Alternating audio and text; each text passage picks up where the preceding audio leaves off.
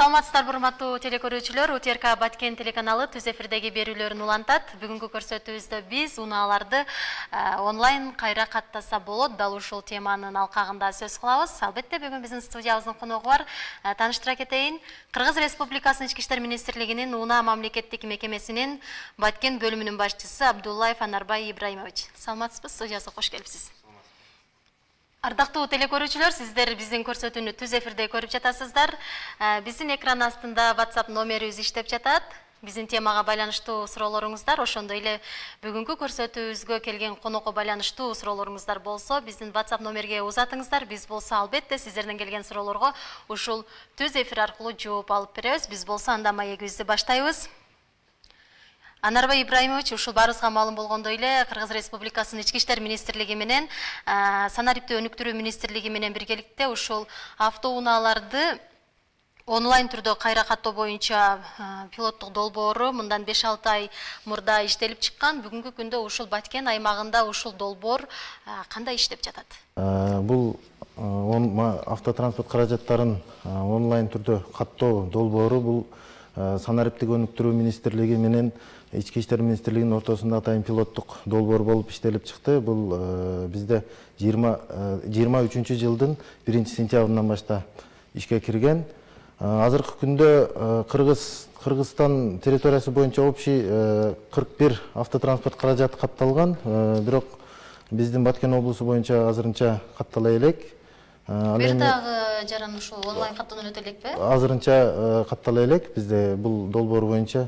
Себеби бизде Баткен бөлүмүндө бизде элдер кайрылып каттоодон өтүп атат. Эми баягындай кезек күтүү көп болгон учурда бул кезек күтпөй эле атайын элдерге шарт түзүү максатында бул иштелип чыккан эме болгон үчүн бизде азырынча каттоо жүрө элек, бул боюнча каттала элек Баткен. Ушул жалпы эле ушул унааларды онлайн каттоонун эрежелери, деги эле бул кандай долбоор, ушул боюнча биздин жалпы телекөрүүчүлөрүбүзгө жакшы маалымат берип өтсөңүз. Бул унааларды каттоо онлайн түрүндө каттоо долбоорунун тартиптери мындай болот. Биринчиден бул ошол унаанын ээси биздин жерлердеги бөлүмдөргө, жакынкы бөлүмгө кайрылып, бизде осмотр өткөрөбүз, визуалдык кароо жүргүзүлөт. Бул атайын биздин кесиптештерде ушундай эме берилген аппаратыбыз бар, планшет. Ошол планшетке визуалдык кароо жүргүзүлөт, ошол жерге фотофиксация тартылат. Бул машинанын автотранспорт каражатынын 4 тарабынан сүрөткө алынат жана ошол ВИН номери и одометр деп коебуз, бул пробеги. Ошол сүрөткө тартылгандан кийин бул системага жүктөлөт. Системада бул 1 ай убакытка чейин сакталат. Бул атайын долбоордун негизинде 1 айга узартып беришти. 1 ай сакталат. Ошол 1 айдын ичинде жарандар атайын түндүк мобилдик тиркемеси, же болбосо РСК-24 жана М-банк тиркемелеринде бул биздин онлайн каттоо киргизилген. Ошол тиркемелер аркылуу автотранспорт каражаттарын кайра каттоо жүргүзсө болот.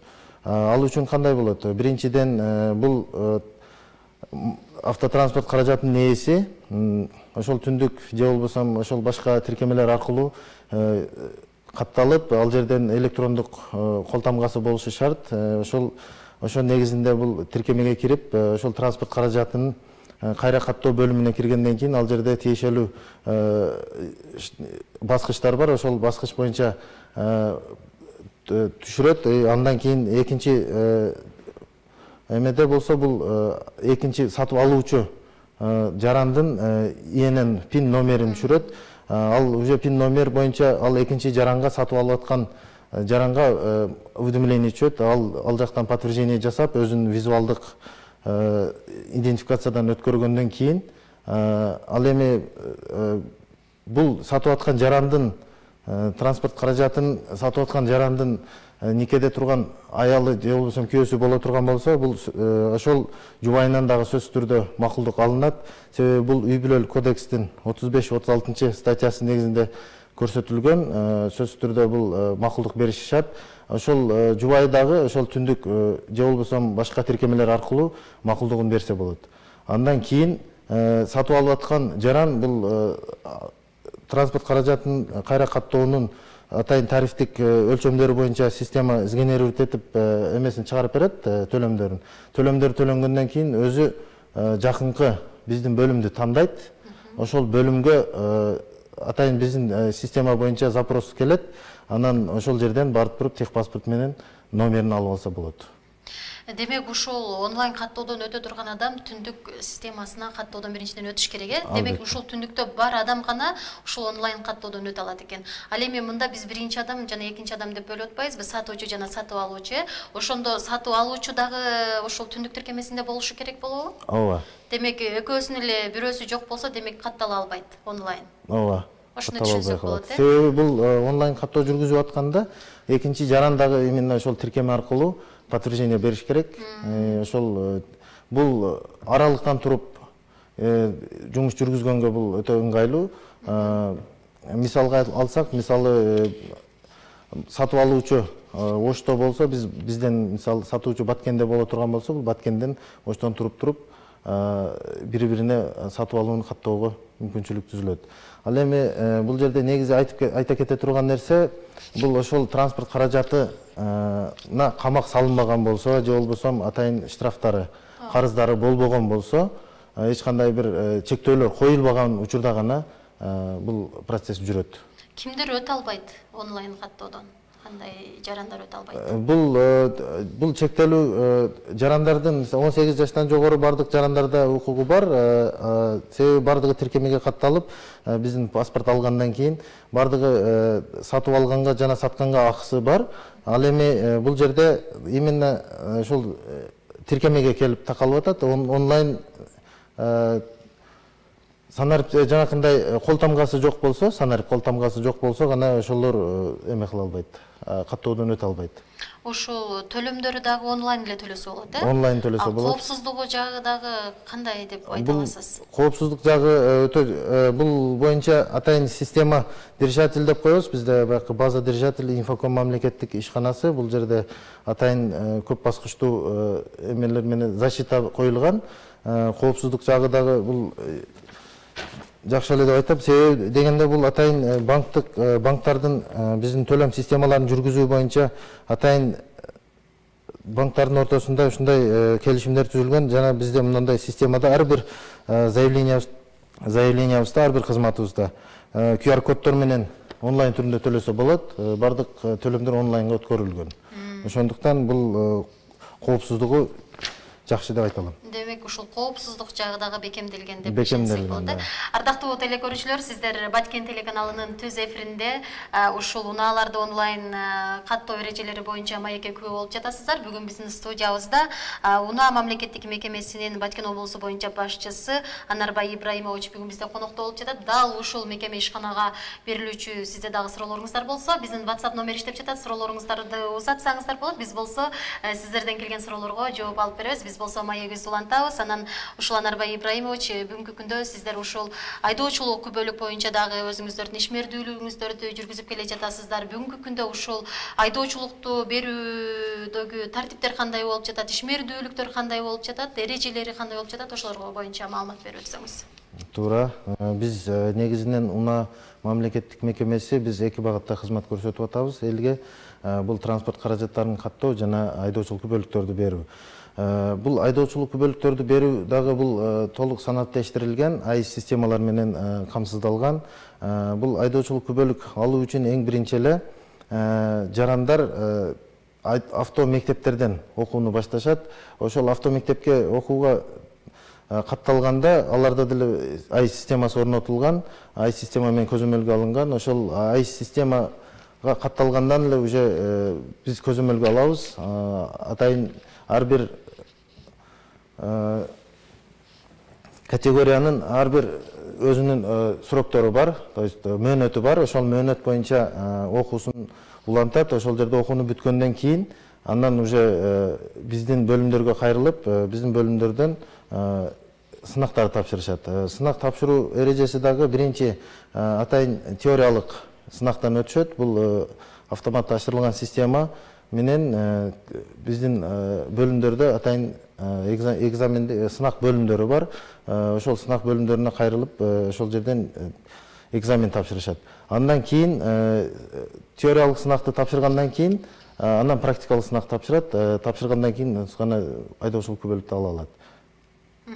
Биздин телекөрүүчүлөрүбүздөн толтура суроолор келип жатат. Дал ушул сиз жооп берген биздин суроого байланыштуу дагы бир суроо келиптир телекөрүүчүдөн. Ошого да жооп бере кетсеңиз, правага окуп экзаменди 1-2 жолу тапшырып өтпөй калгам. Окуган күбөлүктүн мөөнөтү канча убакытка чейин жарактуу болот? Экзамен тапшыруу үчүн же күйүп кетеби деп. Бул бизде Кыргыз Республикасынын өкмөтүнүн 819 токтому менен бекитилген биздин атайын инструкция бар. Ошол инструкцияда так жазылган. Бул окуу процесси бүткөндөн кийин 6 айга чейин жарактуу болуп эсептелет. Дагы бир суроо келиптир. Мен машинамды сатайын дегем, аялым менен ажырашкам, бирок ЗАГС кыркыла элек, аялым кол койбойм деп жатат. Эмне кылсам болот деп атат. Бул боюнча эми мындай учурлар кээ бирде катталып атат, бирок бул мыйзамдын талабы, ошол аялыңыздан макулдугуну алышыңыз шарт. Анан дагы бир телекөрүүчүбүздөн келген суроо бар. Мен автоунаамдын биринчи ээси каза болуп, автоунаа автоматтык түрдө кызына өтүп кеткен. Мен автоунааны өзүм өткөрүп алуу үчүн ал кызды таппай жүрөм. Кандай өткөрүп аламын деп узатыптыр.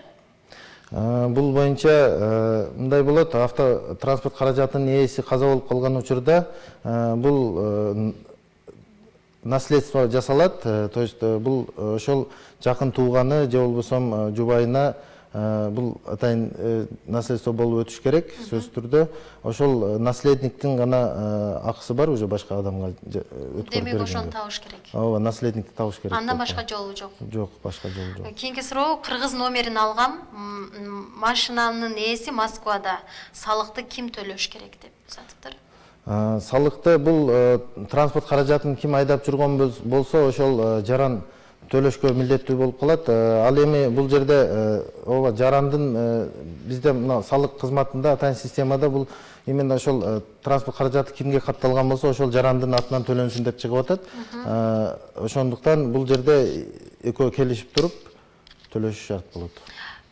Чоң рахмат. Бүгүнкү күндө бардык эле мамлекеттик мекеме ишканаларда санариптештирүү иштери жүргүзүлүп жатат. Бардык эле бүгүнкү күндө сиздердин мекемеде санариптик кызмат көрсөтүү канчалык деңгээлде жолго коюлду? Рахмат. Бул боюнча айта кетсем, биздин мекемеде бардык биздин кызмат көрсөтүүлөр толук түрдө санариптештирилген деп айтсам болот.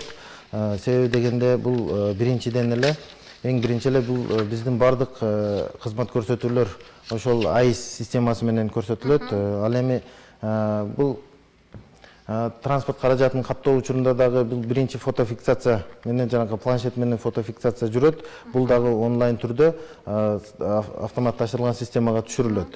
Ал эми жарандарды бизде атайын жүзүнүн графикасы менен идентификациядан өткөрүп туруп, ана биз перерегистрация жасайбыз транспорт каражаттарын. Бул деле болсо бул атайын биздин система түндүк системасы менен атайын интеграция жасалгандыктан биздин системадан бардык башка мекемелердин маалыматтарын көрүүгө болот. Атай кетсек, бул ошол эле штрафтар боюнча, карыздары боюнча, дагы налогтору боюнча, же болбосо дагы башка данныйларын маалыматтары чыгып берет бизге системага. Паспорттуу данныйлары, берки жашагандыгы боюнча маалыматтар бардыгы бул түндүк системасы аркылуу алынат. Ошондуктан бул биздин системада бардыгы автоматташтырылган. Дагы айта кетсем, бул айдоочулук күбөлүк боюнча дагы ушундай. Бизде сынак тапшыруу учурунда дагы сөзсүз түрдө жүзүнүн графикасы менен идентификациядан өтүп тапшырылат. Бул дегени башка бирөөнүн ордуна кирип экзамен тапшырганга мүмкүнчүлүк жок деген. Бул сөзсүз ошону бардык ошондой тобокелчиликтерди жойгон. Демек ушул онлайн боюнча экзамен тапшыруу, онлайн окуу күбөлүк алуудагы ушул дагы канчалык деңгээлде баягындай коррупциянын алдын алууда, коррупцияны жоюуда өз жемишин берип жатабы? Албетте, бул боюнча өтө жакшы жемишин берип жатат. Биринчиден ошол жана айтып өттүм. Жүзүнүн графикасы боюнча бул бирөөнүн ордуна бирөө кирип экзаменди тапшырганга мүмкүнчүлүк жок. Ал эми экинчиси бул окубай туруп эле күбөлүктөрдү автомектептерден жаздырып алгандагы мүмкүнчүлүктөр бүт баары жоюлду. Себеби дегенде ал автомектептер дагы ай системасы менен көзөмөлдөнөт. Сөзсүз түрдө ал жерде окууну өтүшү шарт, ошол атайын окуу мөөнөтүн. Ошондуктан бул толук түрдө жоюлду деп айтсам болот. Ал эми биздин ошол сынак бөлүмдөрүбүздө, сынак класстарыбызда атайын онлайн камералар орнотулган. Бул жалпы интернет колдонуучуларынын мүмкүнчүлүгү бар көргөнгө. Бул жалпы элге көрсөтүлүп турат бул. Чоң ыраазычылык билдиребиз, ардактуу телекөрүүчүлөр. Сиздер түз эфирде бизде Унаа мамлекеттик мекемесинин Баткен бөлүмүнүн башчысы Анарбай Ибраимович ушул унааларды онлайн кайра каттоо боюнча бизге маек берип жатат. Эгерде дал ушул мекеме ишканага сизде дагы суроолоруңуздар болсо, биздин WhatsApp номер иштеп жатат. Суроолоруңуздарды узатыңыздар. Бизге чалбаңыздар, бизге чалуулар келип жатат. Биз чалууларды кабыл ала албайбыз. Жөн гана бизге сурооңузду билдирүү аркылуу жөнөтсөңүз, албетте сизден келген суроого биз жооп алып беребиз. Биз болсо маегибизди улантабыз. Кийинки телекөрүүчүбүздүн суроосу бар экен. Мага доверенность жазып берсе, машина ээси ошол доверенность менен машинаны бирөөгө өткөзүп бере аламбы? Доверенность мага жазылса дейт. Ооба. Бул мындай болот. Эгерде транспорт каражатынын ээси өзү кайрыла албаган учурда бул доверенность жазып берет, ишеним кат берет. Ошол ишенимдүү өкүл, ошол жарандын транспорт каражатынын ээсинин ишенимдүү өкүлү бизге ошол ишеним каттын негизинде кайрылып, башка бир жаранга каттап берүүгө толук мүмкүнчүлүгү бар. Демек болот. Болот, албетте. Кийинки суроо, саламатсызбы? Машинаны Жалал Абадтан сатып алдык эле, ээсин таппай жатабыз, өзүбүзгө өткөзүп алайлы десек, эмне кылсак болот деп узатыптыр. Бул боюнча сиз жакынкы унаа мекемесине кайрылып көрүңүз. Эгер ал жаран бизде мындай кызмат көрсөтүү коюлган, жолго коюлган, каттоосун убактылуу токтотуп коюу деген. Эгер ошол машинанын ээси берки автотранспорт каражатын таппай жүргөн болсо, ошол унаага кайрылып туруп, ал убактылуу токтотуп коюп мүмкүнчүлүгү бар. Ошол кызматтан пайдаланган болсо, ал жерде телефон номерлери жазылат. Ошол телефон номерлерин алып туруп, сиз байланышка чыксаңыз болот, же болбосо ошол техпаспортто жазылган дарек боюнча издеп табыш керек болуп калат. Кийинки суроо, онлайн аркылуу унааны өзүнө өткөрүүдө электрондук кол тамга деп калдыңыз. Жөнөкөй жарандар түшүнүп жатабы онлайн каттоону? Онлайн каттоодо түшүндүрүү иш-чаралары жүрүп жатабы сиздер тараптан? Жөнөкөй жарандардын катмары кандай кабыл алып жатат деп узатыптыр. Так, ооба, бул түндүк тиркемеси боюнча атайын бардык жарандар азыркы күндө толук деп айта албайм, бирок көпчүлүк жарандар уже түндүк тиркемесиге катталган. Бул түндүк тиркемесиге катталып туруп, ошол жерде идентификациядан өткөн болсо, ошол жарандардын баарында электрондук кол тамгасы бар. Албетте, себеби электрондук кол тамга алгандан кийин гана түндүк тиркемеси иштейт. Түндүк тиркемеси бар жарандардын бардыгы ошол биздин онлайн кызматтан пайдаланганга мүмкүнчүлүгү бар. Түшүндүрүү иштери боюнча түшүндүрүү иштери боюнча дагы бул боюнча биздин атайын Унаа мамлекеттик мекемесинин социалдык баракчаларыбызда түшүндүрүү иштери, атайын маалыматтар берилип жатат. Албетте, бул боюнча маалыматтар жүрүп жатат, берип жатабыз. Жанагы бизге жогоруда узаткан телекөрүүчүбүз кайра ошол суроосуна дагы уланды суроо жөнөтүптүр. Жанагы унаанын ээси каза болуп, кызына өтүп кеткен, кызын таппай жатабыз деп узатпады беле? Ошол кайра суроо узатыптыр. Жогоруда суроо берип кеттим эле. Автоунаа наследство болуп кызына өтүп кеткен. Ошол кызы таппай жүрөм, аты жөнү белгисиз болуп жатат. Базадан текшерип тапсам болобу деп узатыптыр. Эгерде ал наследство болуп өткөн болсо, ал жаранга техпаспорт катталган болсо гана ал жарандын аты жөнүн таба алабыз. Болбосо бизде ошол сиздин колуңуздагы техпаспортто кандай маалымат болсо, биздин система боюнча ошол маалымат чыгат. Саламатсызбы? Машина атамдын номунда болчу. Аны белек катары мага өткөрсө болобу? Кандай жол менен өткөрсөм болот? Алдын ала рахмат деп узатыптыр. Ооба, белек кылып өткөрсө болот. Бул жакын туугандар бири-бирине атайын ушундай дарение же болбосо белек кылып туруп каттоого мүмкүнчүлүгү бар. Бул боюнча сиздер экөөңүздөр чогуу бизге кайрылсаңыздар болот. Кийинки суроо, мен машинамды Ошко саткам, ишеним каттын негизинде, ал өзүнө өткөзүп ала элек. Мен Баткенден өзүмдүн учетумдан онлайн чыгарсам болобу деп узатыптыр. Албетте, бул боюнча болот. Эгер сиз ошол жаран онлайн биринчи бул жерде сатып сатуучу менен сатып алуучунун ортосундагы келишим түзүлөт онлайн түрүндө. Сиздер эки жаран бири-бириңиздер менен ошол онлайн түрүндө түндүк тиркемеси же болбосо РСК 24 же М-банк аркылуу бири-бириңиздерге каттасаңыздар болот. Ал эми бул үчүн сиздин биринчи ошол транспорт каражатын ошол жакынкы биздин унаа бөлүмүнө алып барып, жана фотофиксация менен кароодон өткөрүшү шарт. Чоң рахмат. Дагы телекөрүүчүбүздөн келген суроо бар экен. Эмне себептен ар бир экзамен платный болуп калган? Мурда да ошондой болчу эле деп узатыптыр. Ооба, бул экзамен биздин мамлекеттик мекеме хозрасчет деп айтабыз. Бул болбосо өзүн өзү каржылоочу мекеме болуп эсептелгендиктен биздин кызмат көрсөтүүлөрдүн арасында ошол сынак тапшыруу, сынак алуу бул мурда бекер өткөрүлүп жүргөн. Андан кийин бул атайын өкмөттүн токтому менен өзгөртүү киргизилип, бул төлөнүүчү тартипке өткөрүлгөн. Бул антимонополия менен макулдашылып туруп, атайын киргизилген тариф коюлган. Демек, азыркы учурда ушул экзамен тапшыруу дагы онлайнга өтүп калды. Көпчүлүк жарандарыбыз чындыгында өтпөй жатат, коомчулукта көпчүлүк эле айтып келе жатат. Ушул онлайнга өткөндөн бери биз права алыш өтө кыйын болуп калды, өтө албай жатабыз экзамендерден. Демек, ар бир экзаменге ошол окуучу канча сомдон төлөп жатат? Бул банктык эсептер менен кошо, банктык комиссия менен кошо алганда 163 сомдон ар бир жаран төлөп жатат. Ар бир сынак тапшыруу үчүн кайрылганда ушундай төлөмдөр бар. Бул 148 сом, банк төлөмдөр менен 163 сом болуп калып атат. Ал эми бул кайра өтпөй жатам дегени, бул жарандардын ошол автомектепте окуганда бул жакшы көңүл бөлбөгөндүктөн же болбосо автомектепте сабактан анча-мынча сабакты калтырып койгондуктан болуп жатат. Ал эми тапшырган учурлар бизде көп эле болуп жатат. Себеби дегенде бул жарандын өзүнүн билим деңгээлин гана текшерет. Бул жерде жаран экзамен тапшырып аткан учурда жекеме-жеке отуруп, ошол система, то есть биздин компьютер менен, компьютерден берилген ошол суроолордун менен гана тапшырат. Бул жерде таза, так жана билими толук текшерилип жатат. Чоң рахмат. Кийинки телекөрүүчүбүздөн келген суроо бар экен. Өзүмдөгү айдоочулук күбөлүктү кантип эл аралык кылып өзгөртсөм болот? Жолдорун айтып өтсөңүз дептир. Бул жаран мындай болот. Айдоочулук күбөлүктү алмаштырууда эң биринчиден биздин мынау поликлиникага кайрылышка туура келет. Биринчи кезекте, себеби ал жерден медициналык справка керек бизге. Форма 083 деп айтылат. Ал жерде бул медициналык жактан бул жарандуулугун аныктап беришет. Бизге атайын комиссия бар. Ошол 083 справкасын алат. Андан кийин ошол өздүк баракчасы, личная карточка. Анан ошол автошколду, автомектепти бүтүргөн күбөлүгү.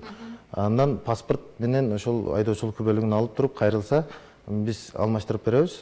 Бул алмаштыруу учурунда эч кандай бул сынак тапшыруу же башка жок. Алмаштырууга 727 сом төлөнөт. Бардыгы чогулуп, жанагы банктык эсептер менен баарын чогулуп туруп, ошончо төлөнөт. Ошону алмаштырып беребиз. Демек болот экен да, жолдору жеңил эле экен. Кийинки суроо, Д категориясын алуу үчүн эмне кылыш керек деп узатыптыр?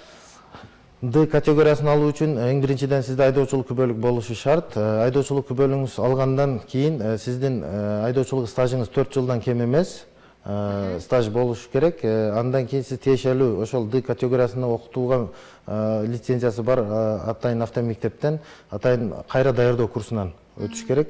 Ал 45 күндүк убакытты талап кылат. Демек окуш керек, Ооба, курсту өтүп туруп, андан кийин сынактарын тапшырып, теориялык, практикалык сынактарды тапшырып туруп алса болот. Кийинки телекөрүүчүбүздөн праваны алыш үчүн праваны жаңылаш үчүн эмне кылыш керек деп узатыптыр? Праваны жаңылаш үчүн дагы жанагы мен айтып өткөндөй эле, ошол биринчи кезекте ошол медициналык справка 083, андан ошол өздүк баракча, личная карточка и ошол автомектеп бүтүргөн күбөлүгү, паспорту жана айдоочулук күбөлүгү керек болот. Мен буга чейин Ош шаарынын тургунунан машина алганмын, аны өзүм өткөрүп алайын десем, ал базадан чыкпай жатат. Эмне кылсам болот деп узатыптыр? Эмнеси базадан чыкпай жатканын толук түшүнбөдүм. Аты жөнү данный чыкпай жаткан го дейм. Эми ал Ал жарандын паспорты, мүмкүн паспортудагы даныйлар чыкпай жаткандыр. Бул боюнча сиз ошол жарандын ээсинин оштогу ээсине айтыңыз, ал паспорттук бөлүмгө катталып туруп, кайрылып туруп, ошол даныйларын толук түшүрсүн. Андан кийин эгер дагы башка маалыматтар керек болчу болсо биздин бөлүмгө кайрылыңыздар. Мен азыр сурооңузду толук түшүнбөдүм. Кийинки суроону узаталы. Өткөн жылдарда болуп өткөн Кыргыз-Тажик чек арасындагы кырдаалда күбөлүгүмдү жоготуп алгам, айдоочулук күбөлүктү кантип кайрадан алсам болот деп узатыптыр. Ошол эле жана айтып өткөндөй эле, бул общий тартипте эле алмашат. Ошондой эле сиз ошол айдоочулук күбөлүгүңүз жок болсо, бул жоголду статусу менен алмашат. Кайра эле ошол медициналык справка, автомектепти бүтүргөн күбөлүгү жана ошол личная карточка, паспорт менен кайрылса, биз алмаштырып жаңылап беребиз. Башка айдоочулук күбөлүк беребиз. Азыркы праваларда срок болобу? Эгер болсо, кайра экзаменден өтөсүңбү дейт. Азыркы айдоочулук күбөлүктө албетте срогу бар. Бул биздин 2017 жылдын 18 декабрындагы 819 Кыргыз Республикасынын өкмөтүнүн токтому менен бекитилген атайын биздин инструкцияда жазылган, бул сөзсүз түрдө 10 жылдык срогу болушу шарт. Андан кийин азыркы жаңы үлгүдөгү биздин национальный, биздин өзү жаңы үлгүдөгү Кыргыз Республикасынын жаңы үлгүдөгү айдоочулук күбөлүктөрүн берип жатабыз. Айдоочулук күбөлүктөрдө бардыгында 10 жыл берилет убакыт. Кийинки суроо, саламатсыздарбы? Менин правамдын срогу жок. Түндүккө кирсем болобу? Коюлабы же коюлбай калабы дейт суроого. Болот, түндүккө кирсеңиз, сиздин айдоочулук күбөлүгүңүз чыгат ал жерден, бирок ал жерден срок 27 жылга чейин гана көрсөтүлөт түндүктөн. Кийинки суроо, саламатсыздарбы? Баткен телеканалы, мен суроо берейин. Дегем, айдоочулук күбөлүгүмдү жоготконмун, документтери бардыгы бар, кантип алсам болот? Ушуга жооп берип койсоңуздар. Чоң рахмат деп узатыптыр. Бул боюнча сиз ошол жакынкы, өзүңүзгө жакын болгон биздин УНА мекемесинин бөлүмдөрүнө кайрыласыз. Жана үстүндө айтып өткөндөй эле, медициналык справка жаңыдан жасалат. Себеби бул срок 1 жылга эле действует кылат экен, бул медициналык справканы. 1 жылга чейин гана деп берилет экен. Ошол үчүн медициналык справканы кайра жаңылайсыз. Калган документтериңиз өзүңүздүн колуңузда бар экен. Ошол боюнча сиз жакынкы бөлүмдөргө кайрылсаңыздар болот, алмаштырып берет. Ардактуу телекөрүүчүлөр, сиздер бизди түз эфирде көрүп жатасыздар. Биздин WhatsApp номерге чалбастан эле жөн гана билдирүүлөрүңүздөрдү узатыңыздар. Бизге көптөгөн чалуулар келип жатат. Биз чалууңуздарды кабыл албайбыз. Жөн гана бизге SMS билдирүүнү узатып коюңуз. Албетте сизден келген суроого да биз жооп алып беребиз. Биз кийинки суроого да жооп алып берели. Кыргызстанда срогу жок правасын алмаштырса болобу? Жолдорун айтып койсоңор, категория ошол бойдон басыла берилеби? Меники БС болчу деп узатыптыр. Ооба, алмаштырса болот. Бул боюнча сөзсүз түрдө ал категориясы, ошол кайсы категория бар болсо ошол категория сакталат, стажы дагы ошол боюнча сакталат. Негизгиси бул мөөнөтү, действие, срок действиясы деп коебуз, же болбосо иштөө мөөнөтү гана ошол берилген күндөн 10 жылга деп берилет. Калган маалыматтар баары толук сакталат. Чоң рахмат. Кийинки суроо, мен унаамды сатканмын, Көлдүк ГАИ алган, ал Баткенде иштеп Бишкекке которулуп кетти.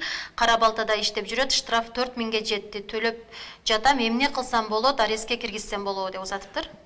Албетте сиз бул боюнча эгер транспорт каражатын өзүнө каттап албаган болсо, сиз ошол штрафтарды төлөп туруп, биздин мекемелерге кайрылсаңыз болот. Бул жерде убактылуу каттоосун токтотуу деген биздин кызматыбыз бар. Ошол кызматтан пайдалансаңыз болот. Ал жерде убактылуу каттоосун токтотуп койсоңуз, бул транспорт каражатын уже айдоого мүмкүнчүлүк болбой калат. Сөзсүз түрдө бул жаран сиз менен байланышка чыгып, транспорт каражатын өзүнө каттап алат. Кийинки суроо, менин правамдын сүрөтү өчкөнү калды, жаңылаш үчүн эмне кылам? Узатыптыр. Медициналык справка, форма 083, личная карточка, свидетельство об окончании автошколы и паспорт правасы керек болот. Сизге ыраазычылык билдиребиз. Биздин убакытта соңуна чыгып бара жатат. Ошондуктан сиздер акыркы суроону өзүңүздөрдүн алдыдагы ишмердүүлүгүңүздөр боюнча дагы кандай иштерди кылсак деп алдыга план коюп турасыздар. Ошол боюнча кыскача жооп берип, анан эфирибизди жыйынтыктасак. Так, УНА мамлекеттик мекемеси албетте бул эң биринчиден биздин приоритет ошол элге кызмат көрсөтүү, элге кызмат жеткиликтүү түрдө көрсөтүү болуп эсептелет. Бул боюнча жерлерде биздин мекеменин жаңы форматтары ачыла баштады, то есть өзгөртүү киргизе баштады автоцон деп. Бул боюнча негизги бөлүмдөр ошол автоцонго өткөрүлдү. Ал жерде электрондук кезек жана башка бүт жаңы тартиптеги мына санариптүү бардык программалар менен иш алып барып атабыз. Ал эми бул транспорт каражаттарын каттоодо бул онлайн буюрса мына онлайн каттоо өз максатына жете турган болсо бул постоянныйга калтырылат. Бул атайын 1 жылдык мөөнөткө гана киргизилген. 1 сентябрдан 24 жыл 1 сентябрга чейин бул өз жемишин бере турган болсо бул постоянныйга калтырылат. Бул дагы болсо бул жарандарга бир жакшы шарт түзөт деген ойдомун. Ал эми андан кийинки биздин унаа мамлекеттик мекемесинин алдыда дагы пландары болсо бул биздин сынакка катталуу үчүн жарандар бизге азыр бөлүмдөргө кайрылып жатат. Келип кайрылып анан сынак берүү үчүн катталып кетип атат. Ошол боюнча Инфоком мамлекеттик мекемеси менен биргеликте биздин унаа мекемеси атайын тиркеме даярдалууда. Бул жакын арада чыгат. Бул жарандар үйдө отуруп эле экзаменге өзү жакынкы бөлүмдү тандап, өзү ошол жерден катталып, онлайн түрүндө акчасын төлөй турган мүмкүнчүлүктөр болот деген пландар бар. Буюрса, бул келечекте жасала турган бул иштер болуп атат. Демек, биздин элибиз үчүн жакшы бир мүмкүнчүлүк деп айтсак болот, убарачылыгы аз. Бизде бир телекөрүүчү суранып бир суроо узатыптыр, жооп алып берип койгулачы деп, ошого да жооп берип кеттиңиз. Эми саламатсыздарбы? Менин сиңдим айдоочулукка окуган, экзаменден өткөн, бирок документ ала албай жүрөт, категория Б/С болчу деп таш көмүрдөн узатыптыр. Ошо кандай кылса болот? Ошого да жооп берип кетсеңиз. Бул эмне үчүн документине экзамендерди бардыгын тапшырып бүткөн болсо да эмне үчүн албай жүргөн белгисиз болуп атат. Бирок бул ошол эгер экзамендерин тапшырган болсо, ошол жакынкы унаа бөлүмүнө кайрылып туруп айдоочулук күбөлүгүн алса болот. Ал эми дагы бир айта кетүүчү нерсе, бул бизде теориялык сынакты тапшыргандан кийин сынактын жыйынтыгы 3 ай мөөнөткө гана сакталат. Же болбосо бул 3 ай убакыттын ичинде практикалык сынак тапшырып айдоочулук күбөлүктү албаса, бул кайра практикалык, то есть теориялык сынакты кайра башынан тапшырат деген белги. Мүмкүн ошондой учурга туш келип калган окшойт бул жараныбыз. Бирок негизинен бул жакынкы бир биздин бөлүмдөргө кайрылып, толугураак маалымат алса болот экен. Сизге ыраазычылык билдиребиз, убактыңызды бөлүп биздин телекөрүүчүлөргө жалпы өздөрүнө пайдалуу маалыматтарды бергениңиз үчүн ар дайым элдин кызматында жүрө бериңиздер. Ал эми ардактуу телекөрүүчүлөр, сиздер унааларды онлайн каттоо боюнча маалыматка ээ болдуңуздар. Бүгүнкү көрсөтүүбүздү сиздер толук көрө албай калган болсоңуздар, биздин ОТРК Баткен телеканалынын социалдык баракчаларына кирип, биздин эфирдин толук чыгарылышын ошол жерден көрүп, сизди кызыктырган суроолоруңузга жооп ала аласыз. Албетте биздин социалдык баракчаларга кирип катталууну да унутпаңыздар. Сиздер менен мен Асылкан Махамат кызы болдум. Келерки берүүлөрдөн амандашканча саламатта туруңуздар.